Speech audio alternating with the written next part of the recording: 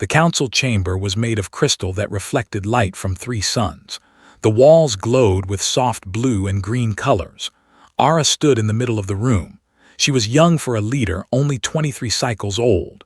Her skin was dark purple and it glowed with light from inside her body. This was how all showed their feelings. Right now her skin was pulsing with a dull blue color. This meant she was afraid. Around her sat the most powerful beings in her galaxy. These were the council members who decided the future of the people. They had made wars and made peace. They had built cities on 1,000 worlds, and now they wanted her to marry a human. The human name was Daniel Price. He was a soldier from the planet Earth. Ara had never been to Earth, but she had read about it. Everything on Earth wanted to kill you. The sun was too strong. The rain was too cold.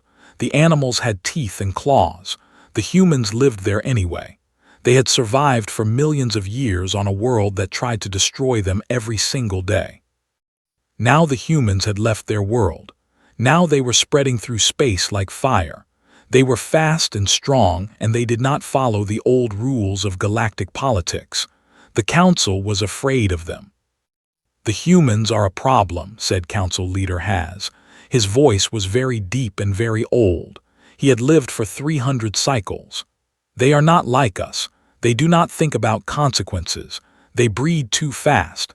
They destroy their own world and then they move to destroy another. We must stop them before they come to our space." Ara listened to the other council members speak. They all said the same things.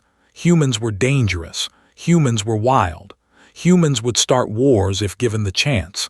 Something had to be done. "We could fight them," one council member said. "No," said another. "They have already defeated 3 alien fleets. Their technology is old, but they use it better than anyone." "We could build walls," a third one suggested. "Close our borders." "Walls do not stop humans," Haz said. "I have studied them. They are like water. They find every crack. They keep pushing until something breaks." Ara had studied the humans too. For 5 cycles she had read their history. She had watched their wars and their science and their art. The humans were not evil. They were not monsters. They were just different. They valued things that they did not understand. They would die for ideas. They would sacrifice everything for people they loved. The humans were dangerous because they cared so much, not because they did not care enough. "There is another way," Ara said. Her voice was quiet, but everyone stopped to listen. The council leader looked at her with surprise. A young member speaking was not normal. Young members usually just sat and listened. "What is your idea?" Haz asked. "Marriage," Ara said. The word hung in the air like a stone. "One of our highest families marries into their leadership. One of our people joins their family. It creates kinship. It makes us part of them and them part of us. It is harder to start a war against family." Silence filled the chamber. Ara could feel her skin getting brighter as her courage grew. "You propose this as a theory," Haz said. "I propose this by doing it," Ara said. "I will marry the human commander. I will be the bridge between our people." The room exploded with noise. Some council members shouted agreement. Others shouted objections. Haz raised his hand and everyone stopped. When the council leader asked for silence, there was silence. "You understand what this means?" Haz asked. "You would leave everything you know. You would live among humans. You would have human children. You would become something between 2 worlds and fully part of neither." "I understand," Ara said. And she did. She was young, but she was not stupid. She knew this would change everything about her life. She would never go back to being just a, but she also knew that her people and the human people were moving toward war. And wars killed everyone. So maybe it was better to do something hard now than to do something impossible later. "Then it is decided," Haz said. "We will contact the human government. We will propose the alliance." 2 weeks later, Ara was on a ship traveling to the neutral station where the humans had agreed to meet.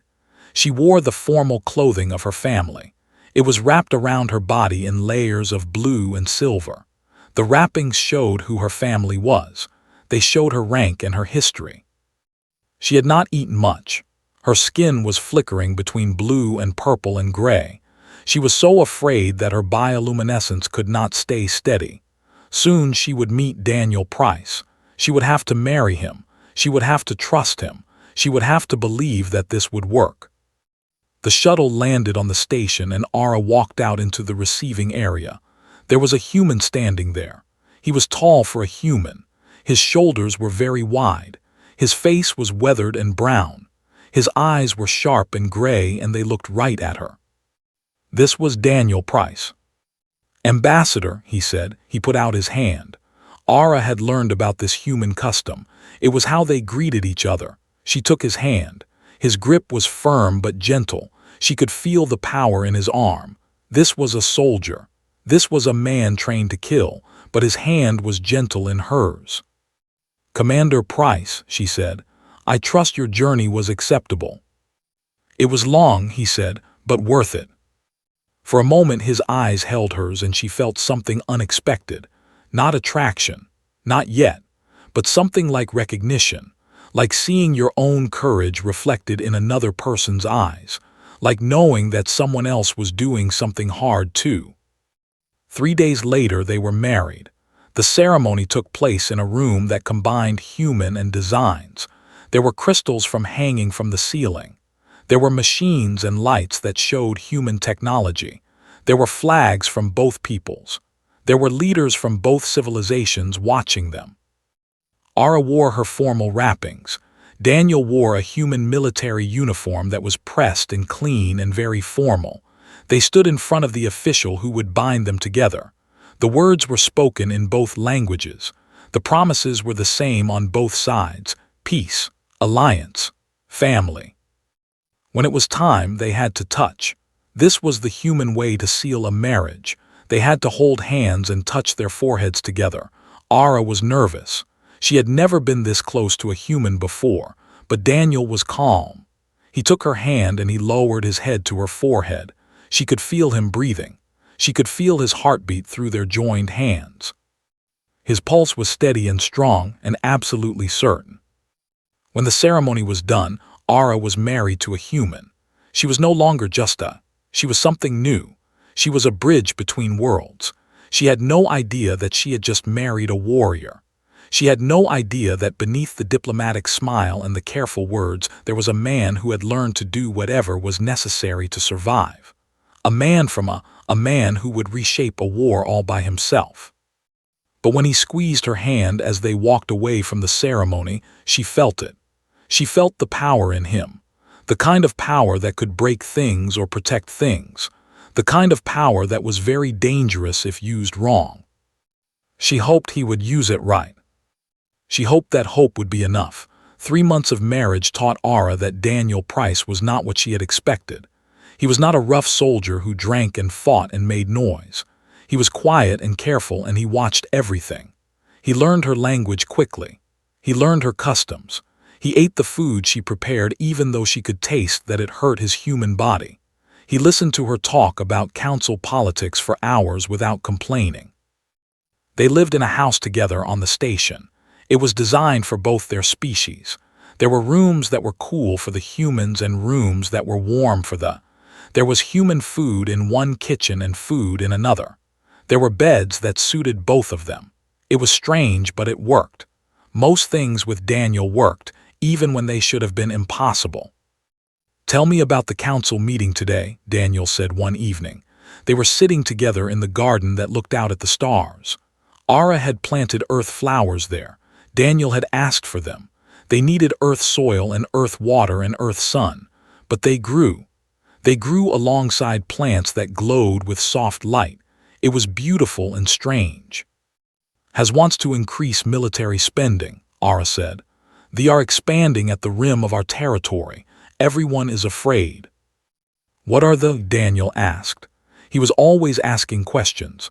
Ara thought this was just curiosity, but she did not know it was something else. He was building knowledge. He was collecting information. "They are an insect species," Ara said. "They are not very intelligent by our standards, but they are organized and they are violent. They breed fast and they take whatever they want. The council has been containing them for years, but it costs energy and resources. Daniel was quiet for a moment. He was looking at the flowers. The earth flowers were bright red and yellow and purple. They moved in the artificial wind from the climate controls. Daniel loved these flowers. He said they reminded him of home. "What if you did not contain them?" Daniel asked. "What do you mean?" Ara asked. "What if you poisoned the territory ahead of their expansion?" Daniel said. He was still looking at the flowers, but his voice had changed. It was harder now, more practical. Not poison that kills intelligent beings in shielded cities, but radiation, enough to make the systems useless to them. They would have no reason to expand that way. They would turn toward easier targets, systems that had no defenses. Ara felt cold run through her body. She looked at her husband and she saw something she had not seen before, a hardness, a kind of strategic cruelty that scared her. "That would destroy entire ecosystems," she said. "Yes," Daniel said. He finally looked at her. "But it would save lives, and it would save human lives too, because if they expand unchecked they will eventually reach human space. There will be a war, and I want there to be no war. Any cost is worth that." "Even the cost of destroying entire worlds?" Ara asked. "To protect my daughter," Daniel said. There was something very final in his voice. "To protect your people, to protect you. Yes, every time, no hesitation." Ara realized that she had married a man who could do terrible things for the right reasons. She realized that beneath the kind smile and the diplomatic words, there was a person who thought about war the way other people thought about breathing. It was natural to him. It was what he did. Over the next months, Ara noticed other things about her husband. She noticed the way he studied the military installations when they visited them together. She noticed how he asked questions about weapon systems and defensive grids and supply lines. She noticed how the military officers responded to him. They respected him. They deferred to him. They treated him like a commander even though he was not in their military. One night she asked him about it directly. They were in their bedroom. The lights were dim. Through the window she could see the stars moving as the station rotated. "What are you planning?" she asked. Daniel was looking at something on a console, numbers and tactical maps. He minimized the screen when she came in, but she had already seen it. He turned to face her and his expression was sad. "Nothing," he said. "Yet I hope nothing ever." "But you are preparing for something," Ara said. It was not a question. Daniel came and sat beside her on the bed. He took her hand. His grip was warm and solid and true. "I am always preparing," he said. "For every possibility, for every outcome. That is what it is. That is what being human means. We come from a world where death is always trying to find you. So we prepare for the worst because the worst is always possible. It has kept my species alive. It makes me good at preventing wars because I understand what happens when prevention fails." He squeezed her hand and she looked at his face. He was 31 years old. He looked older. There were lines around his eyes that had come from worry and war and loss. "I love you," Daniel said. "I mean it. Every word. Every moment with you is real. But I am also someone who would burn this entire station to the ground if it meant protecting you and our future children. Both things are true at the same time. I am both the man who loves you and the man who can do terrible things. Can you live with that?" Ara thought about this for a long time.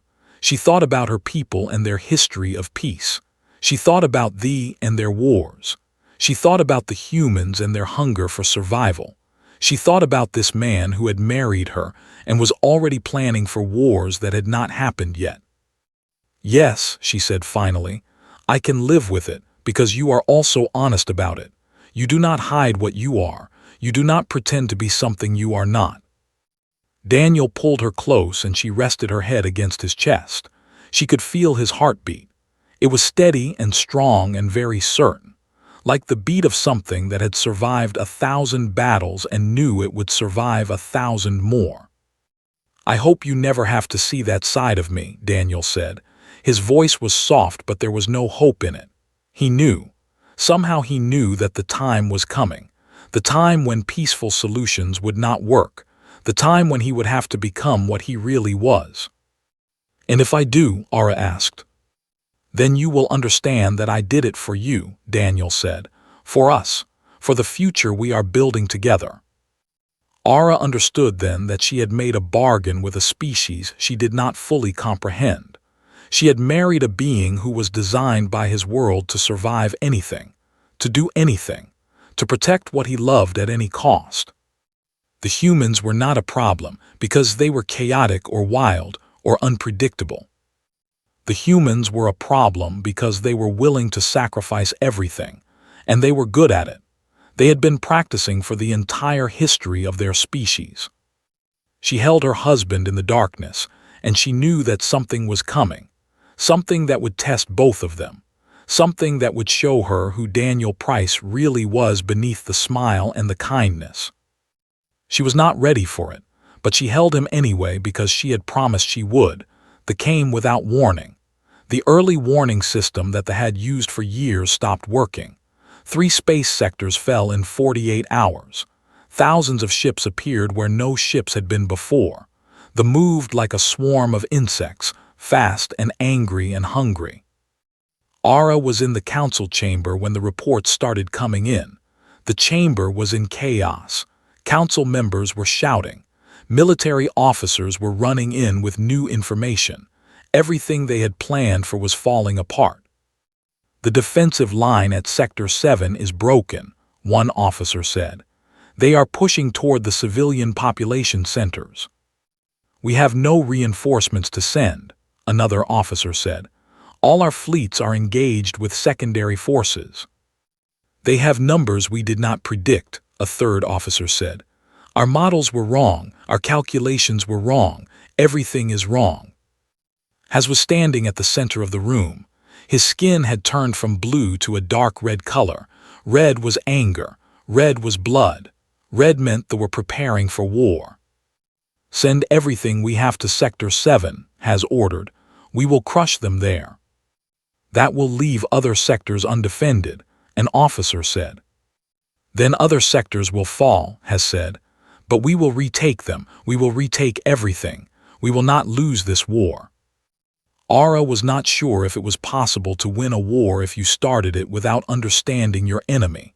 They were not following the patterns that the military had predicted. They were not attacking in straight lines. They were not trying to capture territory quickly. They were spreading like cancer through the systems. Daniel appeared in the chamber as if he had known the war was coming. Maybe he had. Maybe he had been listening to every conversation, collecting every piece of information, building a picture of in his mind. He moved through the room without speaking. He looked at the tactical maps. He looked at the positions of fleets. He looked at where they were attacking and where they were not attacking.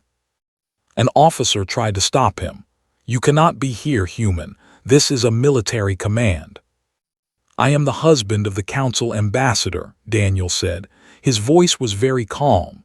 "I have clearance." The officer looked at Haz. Haz nodded. Daniel moved closer to the main tactical display.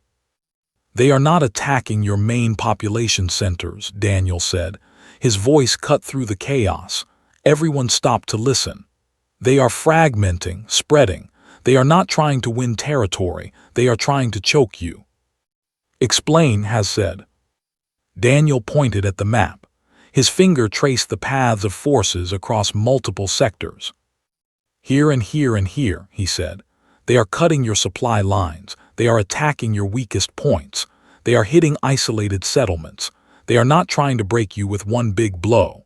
They are trying to squeeze you. They are trying to spread you so thin that you cannot respond to any single attack. This is not a military conquest. This is a strategy of attrition. They want you to fight 1,000 small battles until you have no strength left." "Then we must strike harder," Haz said. "We must press them back. We must attack their core forces." "That is what they want," Daniel said. "They are trying to pull you into a grinding war. You have better technology but fewer numbers. You have smarter soldiers but they have more soldiers. If you fight a long war you will lose. because they can replace their losses and you cannot. The room was silent. Every officer in the chamber understood what Daniel was saying. He was correct. The advantage was quality. The advantage was quantity. In a long war, quantity always won. "What do you suggest?" Has asked. The council leader's voice was very quiet. Daniel was quiet for a moment. When he spoke, his voice was very soft. It was the voice of someone speaking about something difficult. "They have a flagship," Daniel said, "the command vessel of their entire invasion. It is located here." He pointed to a position on the map. "Their whole military structure is hierarchical. It depends on a command system. If you remove the command system, the entire invasion collapses. Without orders, stop fighting. They scatter. They retreat." "The flagship is heavily defended," Has said. It was not a question. "Very heavily," Daniel agreed. "It would require a suicide run. A small team, heavily armed, would drop through their outer defenses at point-blank range. They would punch through to the core. They would plant explosives at critical systems, and then the flagship would die." "And the team?" an officer asked. "Would not return," Daniel said. "It is not possible to escape from a dying ship when you are already inside it. But if they succeed, the invasion ends. The collapse. Your people live." Has looked at Daniel Price for a very long time. Then the council leader nodded once. "Prepare the mission," Has said. Later, Ara found her husband in their quarters. She knew what was coming. She knew what he was going to say. She had always known that this day might come. "You are going," she said. It was not a question. "Is authorizing a team," Daniel said. His voice was calm. "I have volunteered to lead it." "You were born on a," Ara said. Anger was building inside her. Her skin was turning red. "But this is not your war. You do not have to do this." "Your war is my war," Daniel said. "That is what marriage means. That is what being a family means. Your fight is my fight. Your survival is my survival."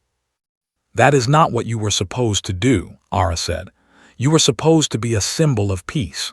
You were supposed to be a guarantor of restraint." "I can be both," Daniel said. He was very quiet. "I can believe in peace and still fight for it. Sometimes fighting is what peace requires." Ara wanted to argue. She wanted to tell him that he was wrong, that there had to be another way, but there was no other way. They both knew it. The math was simple. They would eventually win a long war, so someone had to win a short war. Someone had to make a strike that broke the enemy before the enemy broke them. And the only one who could do it was Daniel Price, because he was a human, because he had come from a where everything wanted to kill you, because he had learned to survive impossible situations, because he was the only one who could do this thing that had to be done. "I do not want you to go," Ara said. Her skin was flickering with color, blue and red and purple all at once. "I know," Daniel said. He came to her and held her. "But I have to go, for you, for our people, for the future." They held each other in the darkness and did not speak. There were no words for this moment. There were no words that made it better or easier or less final. There was only the fact that the war was here, and it had to be answered, and Daniel Price was the only one who could answer it. Ara closed her eyes and tried to memorize everything about this moment. The feeling of his arms around her, the sound of his heartbeat, the warmth of his body, the certainty in his voice. Tomorrow he would fly toward a ship full of enemies. Tomorrow he would probably die. But tonight they were together. Tonight they were still a family. Tonight there was still a future that was possible. Tonight was all they had. The flagship hung in space like a predator.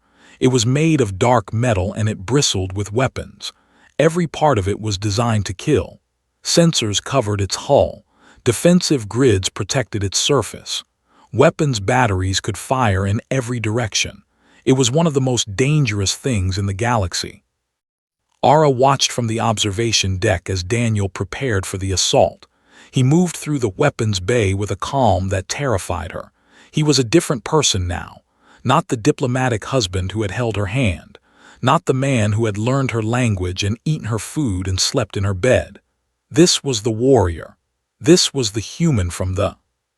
He checked weapons with a systematic precision that suggested he had done this many times before. He tested each gun, the explosives. He strapped himself into protective gear that was designed to keep a human alive in the worst possible circumstances. He taped his ribs to support an injury that Ara had never known he had. A broken rib from some past war, a scar from some past battle. He has done this before, said. The military commander stood beside Ara. His skin was dark blue with the weight of command. You did not tell me, Ara said. He did not tell us either, said, but I have read the human military records. Your husband is very experienced. In his civilization, he held a rank equivalent to our senior commanders. He has led troops in actual combat. He has survived battles that killed entire units around him. He is the most qualified person in this station for this mission. Ara watched her husband finish his preparations. He was going to die. She knew this with absolute certainty. The mission was designed for suicide. The flagship was designed to survive. The odds were not possible to overcome. Daniel would go in and he would fight and he would complete the mission because that was what he did. And then he would die. She had married a man who was willing to die for her people. The strike team assembled in the launch bay. 12 soldiers, 12 trained killers ready to die to save billions of people they would never know. Daniel was at the front of the group. He looked like a soldier. He looked like a killer. He looked like a person who had stopped being human and become something else, something harder, something more.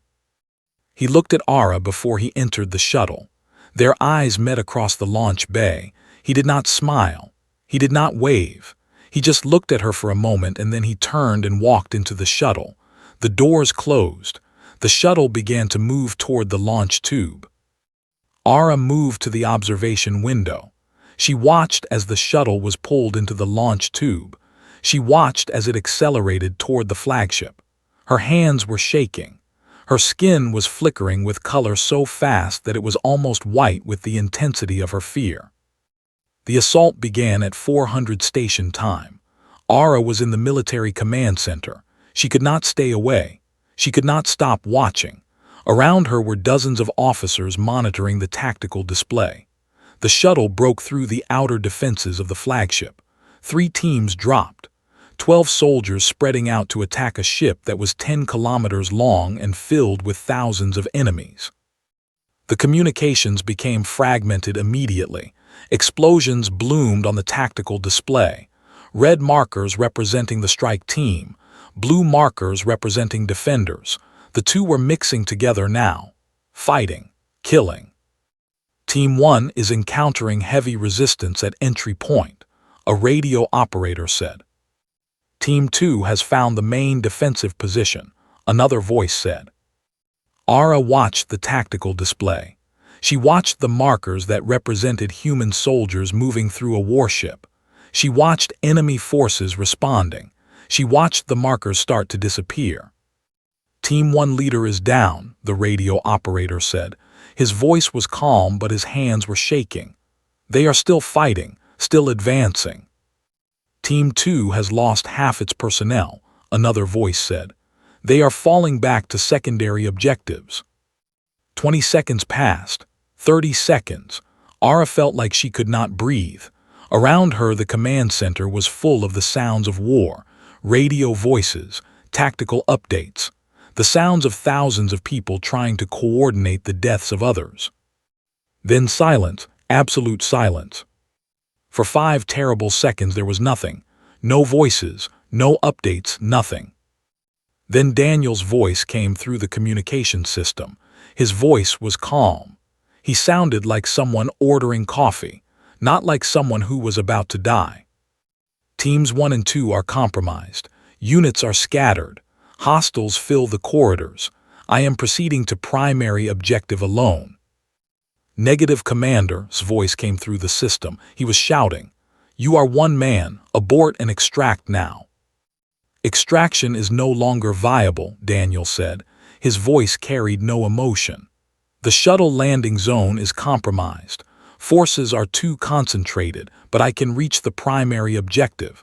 I can reach the power core." "You will be killed," said. "Yes," Daniel said, "but before I die I will destroy that ship." The communication cut out. Ara felt her heart stop. She looked at the tactical display.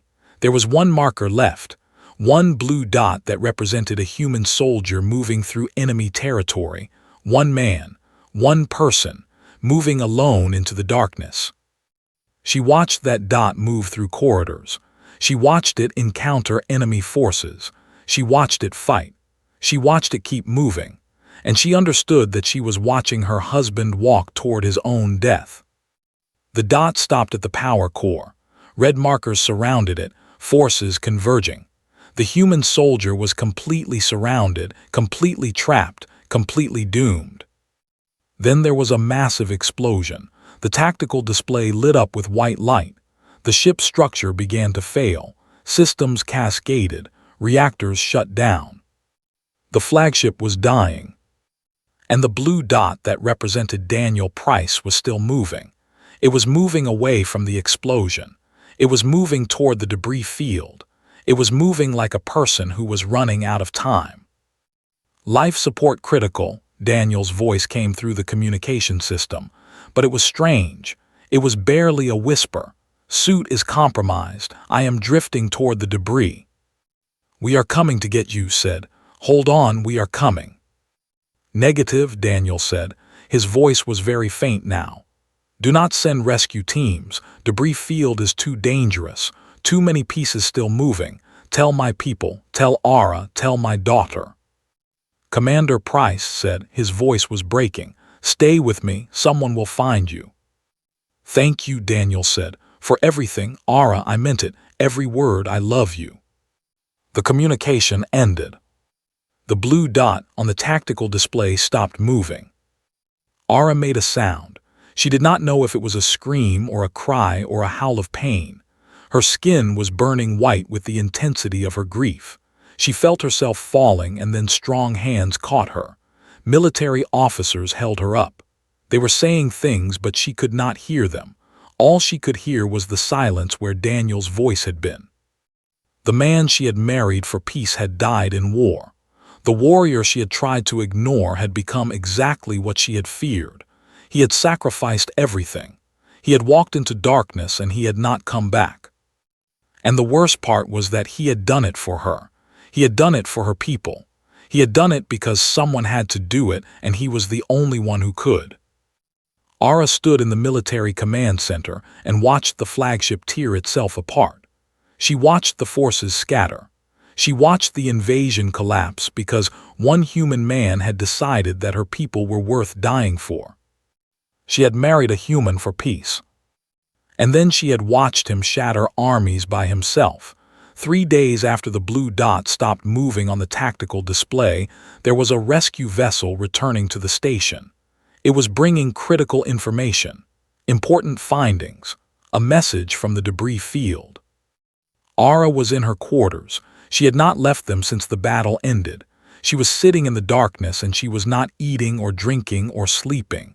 Her skin was dim. It was a pale gray color that showed that there was nothing left inside her. She was hollow. She was a shell of a person waiting to die. Then military officers came to her door.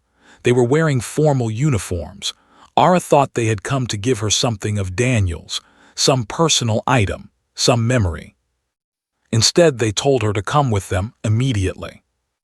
"Why?" Ara asked. Her voice did not sound like her voice. "The rescue vessel has returned," the officer said. "There is something you must see." Ara followed them to the medical bay. The medical bay was full of inhuman doctors. They were working on something. They were trying to save something. There was a human suit on the table, a protective suit that had kept a human alive in the vacuum of space. Inside the suit was Daniel Price. Ara stopped breathing. She thought she was having a vision. She thought grief had broken her mind. But the doctors kept working. They were removing the suit carefully. They were warming his body gradually. They were monitoring his vital functions. They were fighting to bring him back from the dead. He was in a cargo section, one of the human doctors explained. The cargo hold had emergency systems, life support capacity. He managed to get himself wedged in there before the rest of the ship was destroyed. He has been in suspended animation for 3 days. Ara moved closer to her husband. His skin was very pale, his lips were blue, his eyes were closed, he looked like a corpse, he looked like death itself. But the machines showed his heart was beating, very slow, very weak, but it was beating. "Can you save him?" Ara asked. "I do not know," the human doctor said. His name was, he had come from Earth to be the human medical officer. "His body temperature is critical. His cells are damaged. There is dehydration and oxygen deprivation. But he is human. Humans are very hard to kill. We have survived worse before." For 48 hours they worked on Daniel Price. They used machines and medicines and technology that combined human and science. They warmed his body. They restored his circulation. They managed cellular damage. They cleaned his organs. They did everything possible to bring him back from death. And on the 3rd day his eyes opened. Ara was holding his hand when it happened. She was sitting beside his bed in the medical bay and she was not letting go. She did not care if it was improper. She did not care about protocols or customs or what anyone thought. He was alive and she was going to hold his hand. His eyes were confused at first. They looked at the ceiling. They looked at the lights. They looked at her face. Recognition came slowly. "You came back," Ara said. She was crying. Did not cry like humans did, but her skin was flickering with so many colors that she was almost translucent. Daniel tried to speak. His voice was broken. His throat was damaged from the damage to his body. "I said I would," he whispered. "You can count on a human to keep his word, even when it seems impossible." Ara wanted to yell at him. She wanted to tell him that he had been dead for 3 days. She wanted to tell him that she had grieved for him. She wanted to tell him that he had terrified her and destroyed her and broken her into pieces. Instead, she held his hand, and she did not let go. The recovery took many weeks. Daniel's body had been pushed to the absolute limit of human endurance. His organs had shut down. His cells had been damaged. But slowly he healed. Slowly he came back to himself. Slowly he became alive again.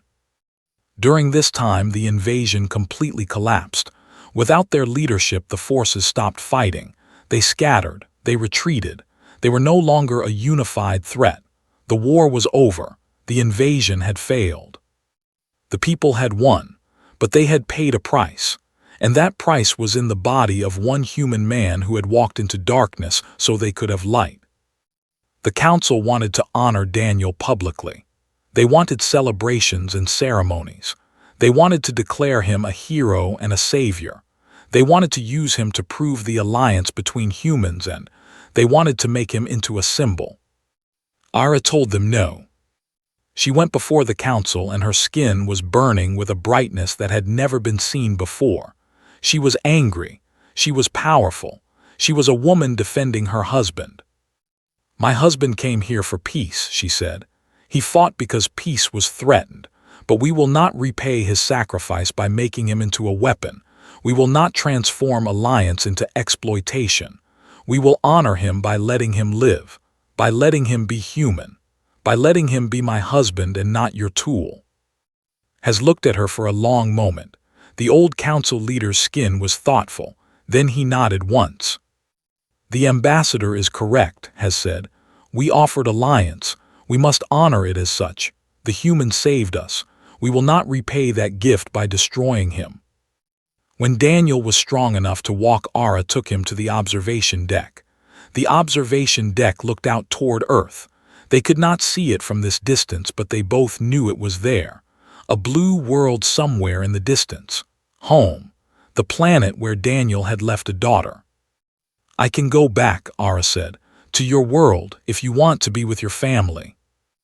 Daniel looked at Earth. She could see the longing in his face, the hunger for home, the need to see his daughter and hold her and know that she was safe. Would you want to? He asked. I married for peace, Ara said. It turns out peace is more complicated than I thought. Peace requires people willing to do hard things, people willing to sacrifice, people willing to become something dark so that others can be safe in the light. She took his hand. It was the same gesture that had started all of this, a joining of hands, a promise, a bond. I believe in what you believe, Daniel, she said. I believe in protecting what matters. I believe in doing terrible things for the right reasons. I believe in you. Daniel pulled her close and she rested her head against his chest. She could feel his heartbeat, steady, strong, alive, a human heart beating inside a human body that had survived things that should have killed him. My home is Earth, Ara said. Your home is the world's, but I think we can build something new together, something that neither of our peoples expected but both of us might need. Peace, Daniel said, with someone brave enough to understand what it takes to achieve it. They stood together at the observation deck looking out at the stars. The war was over. The invasion had failed. They were retreating into their own space, and Daniel Price had become a legend, a single human who had changed the outcome of a war by himself. But more than that, he had become something else. He had become proof that humans could work together, that they could build families together, that they could create something new. Ara rested against her husband and felt his heartbeat against her skin. She had married him for peace, but she had discovered that peace was not the absence of war. Peace was the willingness to fight so that others would never have to. Peace was the sacrifice of one person for the safety of billions. And she loved him for understanding that. She loved him for being willing to pay the price. She loved him for coming back from the dead. She loved him because he was human, and humans knew how to survive anything.